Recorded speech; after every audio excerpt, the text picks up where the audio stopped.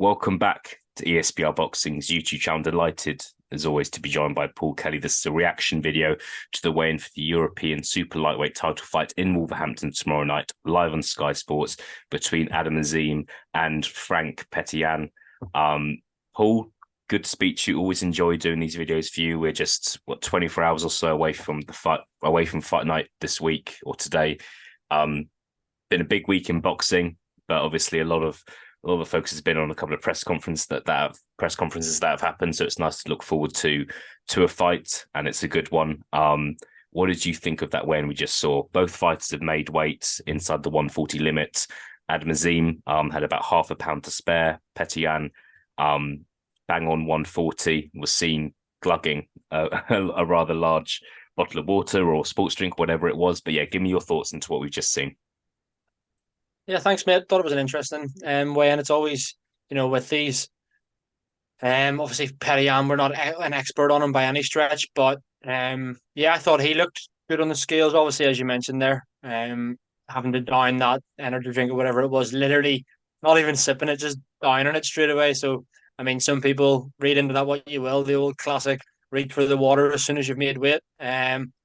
Think then Adam Azim obviously looked like he made it relatively comfortably. But as we kind of touched on a little bit before, it's like he makes weight and he's still in good shape. But if you actually look at Petitjean, he's not in like exceptional shape like Petitjean is. So I think in terms of shape they're in, Franck Petitjean looks in incredible shape. And yeah, mate, it was an intriguing one. I was kind of interested to see what the stare down was like and stuff, given that, I know there's so much hype around Adam Azim and Franck Petitjean will know that, of course. And he's probably looking at this guy going, hold on, the cheek of this guy in his 10th fight's trying to take a European title off me.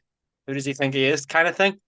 So I'm kind of, yeah, I really liked it, enjoyed the way in there, mate, and thought it was pretty interesting. Yeah, look, it's an interesting fight. One of the reasons it's interesting, I feel like, as you mentioned, Adam Azim, like he is still only 9-0. Whether he's the biggest prospect we have in Britain or not, he is still only 9-0. He's 21 years old. Petitjean, this is his 34th fight. He's 35 years old, and he made his debut back in 2010. So the difference in experience here is quite vast. And Adam Azim, he's not fighting a kind of someone who's necessarily kind of well past their sell by date, has lost their last three fights. He's fighting someone who is the European champion, has defends it in his last fight, and has kind of operated at decent levels throughout his career. However, does not have the best record, with a record of 24-6 and 3 draws. Anything else any other thoughts on the weigh-in, Paul? Kind of Adam Azim's brother Hassan Azim seemed to be having words with Petitjean's team. Petitjean's, I don't know if it was his trainer or someone else from his team, was having words. I think security did have to get involved a little bit. They were getting involved more than the actual fighters were, which you don't see all the time. And then it was sorted with a handshake at the end of the weigh-in. Any other kind of thoughts in related to kind of body language, the stare down that you would take from that? Yeah, just the stare down. I thought it was a really good stare down. Petitjean sitting doing this to the belt. Azim puts his hand on the belt as well, as if to say, well, relish this last 24 hours because it's not going to be yours tomorrow night, kind of thing. Um, but yeah, I thought the stare down was good. And then again, whether you read into it or not, definitely worth noting that, you had quite a lot of weigh-ins now where maybe say nothing, but there's quite a lot of talk there, especially from Adam Azim, I feel. Um, while they were staring down, like an intense stare down, and Petitjean was just smiling at him, just sitting there like, "Yep, mate, what are you keep talking?"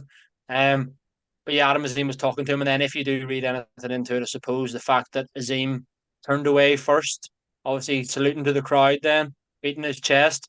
Whether or not you read anything into the fact that he was the one that looked away first or not, whether you think that as a Petitjean, one round to Franck Petitjean or not, kind of remains to be seen. Everyone has their own ways of viewing weigh-ins. But yeah, I mean, I thought it was a decent enough weigh-in. I'm just looking forward to fight night now.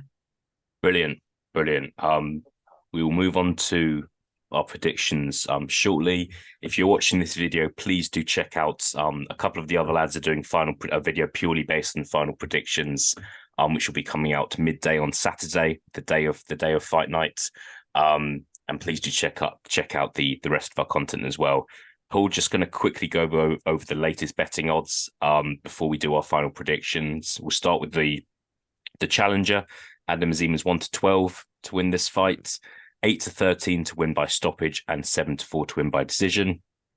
Petitjean is 6-1 just to win the fight, 12-1 to win by KO, and 10-1 to win by decision. Petitjean has only just the 6 stoppages in 24 wins, so not much, not the biggest punch in the division.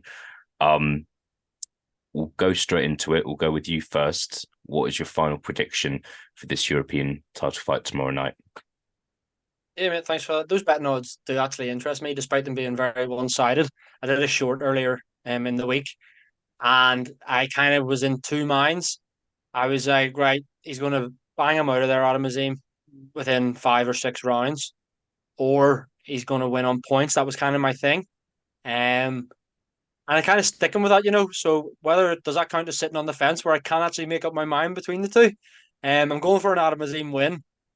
If you had, gun to my head and I had to pick one of those two, I probably would edge towards points, to be honest with you, just because his last two have gone points. And like that last fight against Fanian, he did show a bit more. Adam Azim, to be honest with you, he showed that he needed to bite down on the gum shield a little bit and grit it out as well.